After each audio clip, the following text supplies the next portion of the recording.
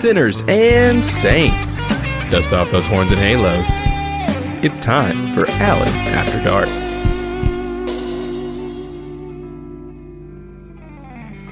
Some of the weirdest things happen as you get older. Now, I don't know if you all know this, but you're going to learn a little bit about it tonight. So I was getting ready and I had shaved my head and I thought, damn, it's looking good. And I'm just getting, yourself ready to go out. And I felt this weird little tickle on the side of my head. And I'm like, what the hell is touching me? Is there a fucking fly or a bug or something swarming around? Do I have gnats? And I reach up to feel around and I realize that I have got this gigantic tentacle of a hair sprouting from behind my ear. I was so relieved to find it, because if I'd went out and somebody had saw that big old tuft of fur, I would have looked totally stupid. Thankfully, my pubic trimmer can take care of the hair behind your ears. But isn't it astounding where hair will grow as you get older? I never thought I would have to use a weed whacker on my ears, inside and out. And nose hairs? Jesus Christ. They can grow as long as your arm, it feels like, unless you notice it and clip them off. And if you have facial hair, you don't notice it until it curls up and starts tweaking you on the eyeball. Jesus. You all might think I'm kidding, but one day it's going to happen to you. And what's this shit with hair growing on the end of your nose? What the hell is that all about? I didn't realize that was a thing that could happen to every man, but it does apparently. So I spend time shaving the top of my nose, around my ears, trimming the inside and out, trimming the nose hairs, sort of trimming the eyebrows. I don't want to look like Wilford Brimley. But then in places that I want it to grow, it just refuses. There's something really fucked up about that, don't you think? Hello, sinners and saints and bitches and taints and all you hookers and whores and sluts and trash and all the people that I love and hold dear to my heart. I hope you're feeling great. I hope you're feeling sexy. I hope you're horny if you want to be. I hope you're getting drunk or getting fucked or whatever is floating your boat. I want us to have a good time tonight and just talk about some of the craziest, dumbest shit. But you know me, I'll wind up getting serious somewhere along the way, but we'll cross that bridge or burn it when we come to it. Okay? It is astounding how cruel aging can become, not for wrinkles or for arthritis or hemorrhoids or whatever, but just the fact that it does these fucked up things to you that are like mocking, like the weird hair growth in places that it shouldn't grow. Just the creaking of your body and the noises that your stomach will make without you even having any kind of control over it. That's kind of fucked up, isn't it? Where am I going with this? I have no clue. It's just that that's how I'm feeling right now as I'm hanging out with you guys. I have my cocktail. Do you have yours? I wouldn't mind having a cock and some tail, but maybe that'll happen later on. I get so jealous when I see these porn stars and their perfectly trimmed pubic hair and their smooth balls. And I look down at mine and think I need to rent out a bush hog to mow down all that underbrush. I'm telling you, it's just really unfair how much more effort you have to go to as you get older to have the same kind of hairstyles in your nether regions as you did when you were younger. But I gotta say, we were talking about shaving your assholes last night, and I don't know how that came up, but I genuinely was kind of confused, and I wanted to know why. Finally, one of the girls yelled out, well, why don't you just wax it if you're so concerned about hair? And I guess that's what you would do if you want your asshole ripped out. But I find guys with a hairy ass very attractive. My two favorite porn stars right now, Diego Sands and Jordan Brandt, have hairy asses. And that makes me thirsty. Of course, they are two of the hottest men on the planet too, so that doesn't hurt. If people looked at my ass, they would scream that it's a Yeti or a Sasquatch. Kind of frightening back there. Who am I kidding?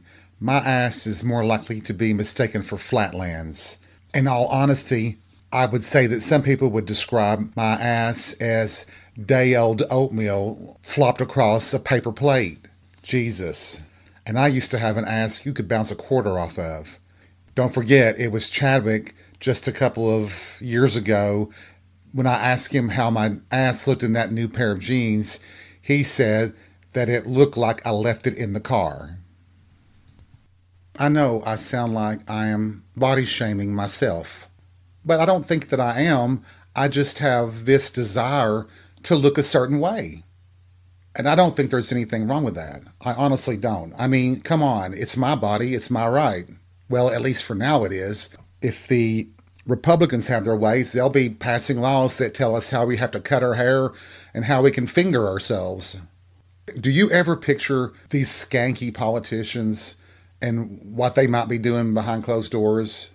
I had this nightmare of Ted Cruz and Lindsey Graham as part of a circle jerk, and I swear to God, I wanted to vomit just to think that they would touch their whackers. Oh, God, oh, Lord, that makes me just want to hurl.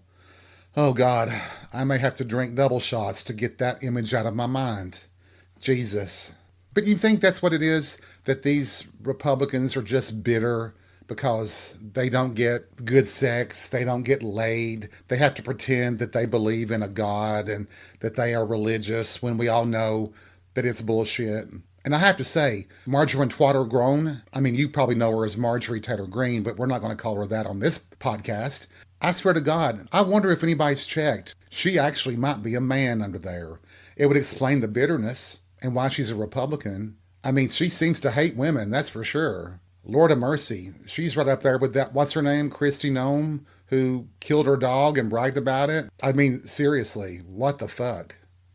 What the fuck? But I guess, girls, you all wax your twat, right? You shave and wax the beaver bean, right? I don't know what to call it. What is that thing? I've only seen a few in my lifetime, and I still have post-traumatic stress disorder from some of that, okay? Not that they're nasty or anything. It's just not my thing, okay? When I look between somebody's legs, there better be a pecker there. And I'm talking about the cock kind, not the rooster kind. Oh, wait. I kind of backdoored into that one, didn't I? Oh, backed up into that one. Or backed into that one. Jesus, backdoor. God, one would think that I'm hinting at anal. Am I? Ah, the mysteries of language. Or whatever I'm talking about here, I don't know. Oh, God, bartender, pour me another drink. Lord, have mercy.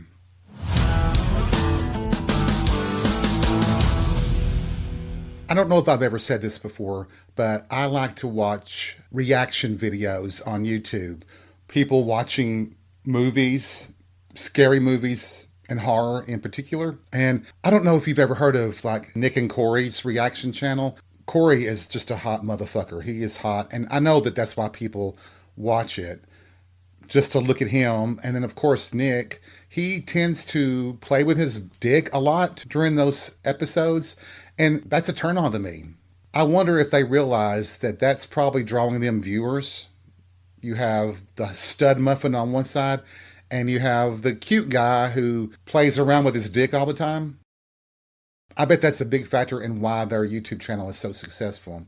And also, I like to watch the reaction channel Cinema Rules. It's a British channel, and it's two guys, Sean and Tom. And, they're delicious as well. They really do take a more business-like attitude, a critical eye as far as the artistic side of the movies, the cinematography, the dialogue, the story itself. I have to wonder, would I watch them if they weren't so damn cute? It's so funny how I don't give them as much credit as I should for having the gumption and balls to do a reaction channel.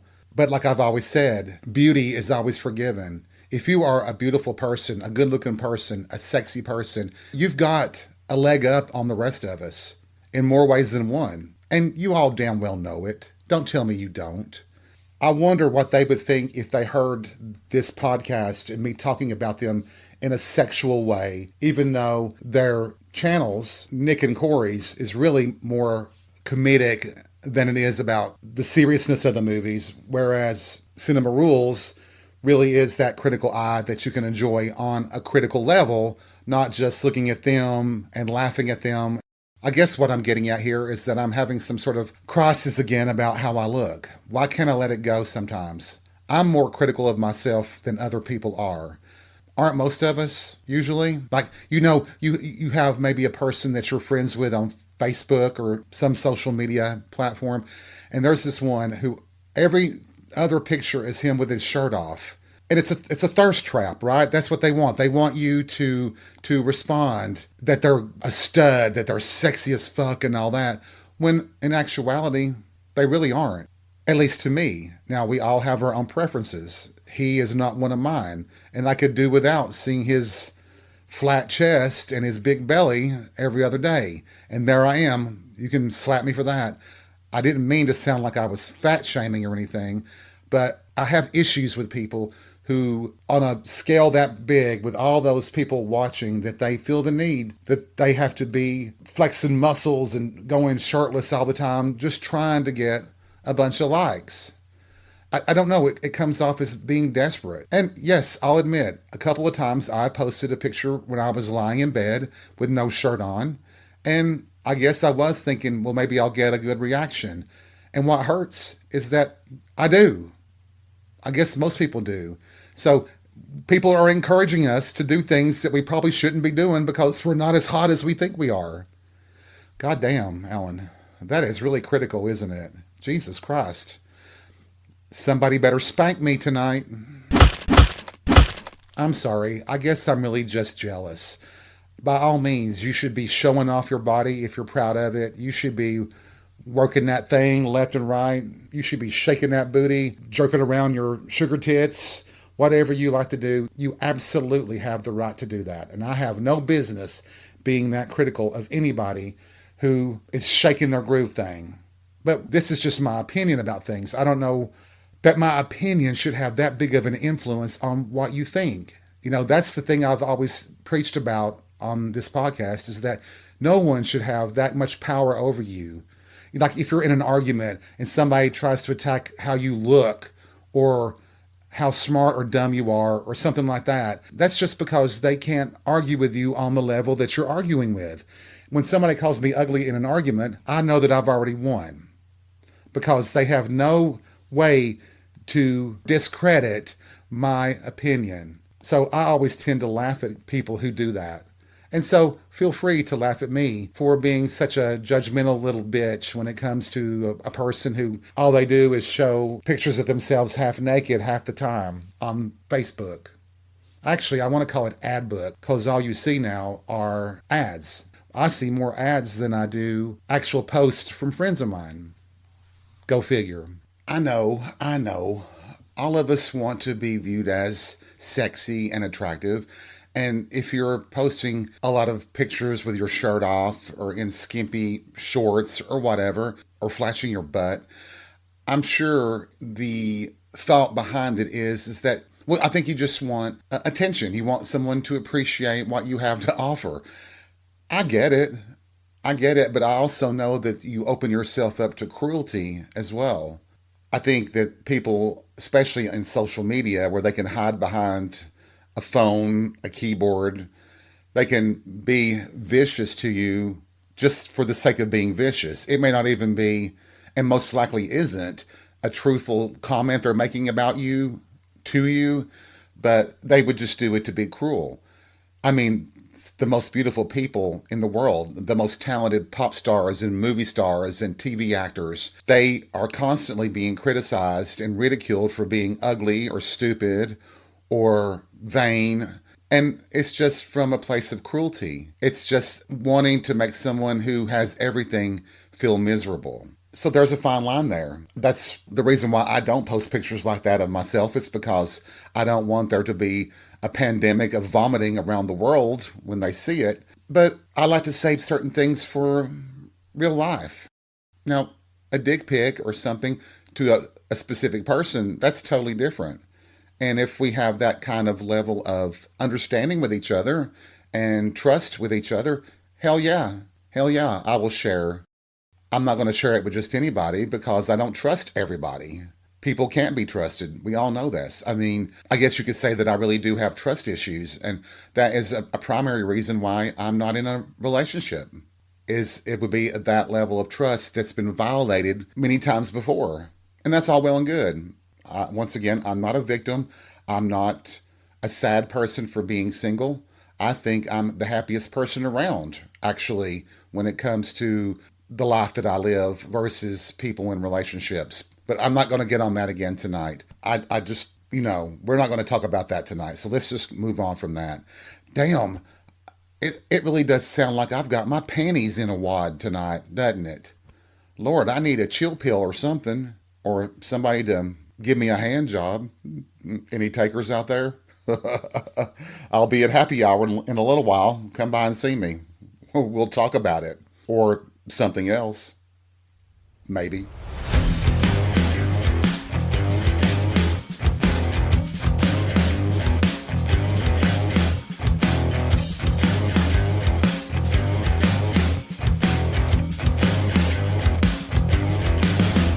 Let me pour another drink here. Hold on a minute. Okay. So I wondered this morning when I was shopping, I shop early. Usually I just get up out of bed, put some clothes on, and head out the door and do my grocery shopping. I do usually check myself in the mirror, but this morning I didn't, and I should have, because the reaction I got from that one guy who come around the corner of the aisle, I must have looked like, I don't know, Rosemary's Baby or something. I don't know. Anyway, when I got back home, I was like, oh, now I know why he looked at me that way. I looked in the mirror and my beard was all disheveled and turned up, and it looked like I was eating my own face the way the beard was. So I had to make a note of it, not ever to leave the house without just double checking to make sure everything's in its right place. Oh, also that I have pants on. Have you ever done that? Got to thinking maybe you don't have pants on and you look down slowly and go, oh, yeah, they're there. That happened to a friend of mine once. He went to work thinking he had on shorts, and he didn't. They should have been grateful that he had on underwear. They could have been horrified by that big pecker he has. And yes, that is a compliment. How do I know he has a big pecker? If we're just friends? Well, usually people see each other's dicks. We do. But in this case, we were out in Atlanta with another friend. Let's call him Kev. Kev and me, and we'll call him Rob. We were all out on a weeknight, just partying a little bit. We wanted to hit some clubs and have a good time. And then we were coming back the next day and hitting our regular clubs on Friday night here in town. Anyway, so we do hit the clubs, have a good time, get back to the hotel, and we all shared a room. So there were 2 beds, and Rob and I shared one, and Kev got the other. So anyway, no big deal, right? We all go to sleep. I just remember in the middle of the night kind of being awakened from something pressing against my backside. I roll over and realize that Rob has taken off his boxers. He's naked, and his big old dick is hard as a rock pushing against my ass. So that's how I know he's got a big dick. No, I didn't. You're going to assume that I went down on it or something like that, but believe it or not, I didn't. We were friends. So I let him slide it between my legs, and he pressed up against me like that. But to this day, Kev swears that he watched as we did it. But there was no penetration, I promise you. And yes, I did fall for Rob that way at one point. I thought we were going somewhere, and we didn't. And it sucks. I think that if we had gotten together, we might have had a chance of it working out, and his life would have turned out very different than it did. But that's a different story. I don't want us to get too heavy tonight. I've enjoyed shooting the shit with all of you. I hope you're not so put off by this random crazy ass episode. But to me, it feels like we're sitting around a table on a patio, drinking cocktails and just chilling and having a great vibe, if you will. And I hope you like this kind of conversation sometimes. I know that some of you would love to jump in and interrupt me and call me out on my bullshit. But that's the extra special part about having a podcast that you host. I control all that, and I'm the only one that gets to speak. Ha ha ha.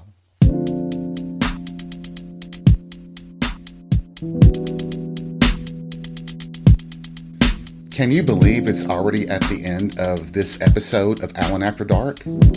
I can't. Time just flies when you're having fun. Didn't I say something like that last week? Hell, yeah, I probably did. Well, I hope you've had fun, you've been entertained, and enjoyed this week's episode. I hope you'll come back and visit with me next week, where we'll be talking about something totally different, totally mind-blowing. Remember, take life by the balls and be real. We'll see you soon.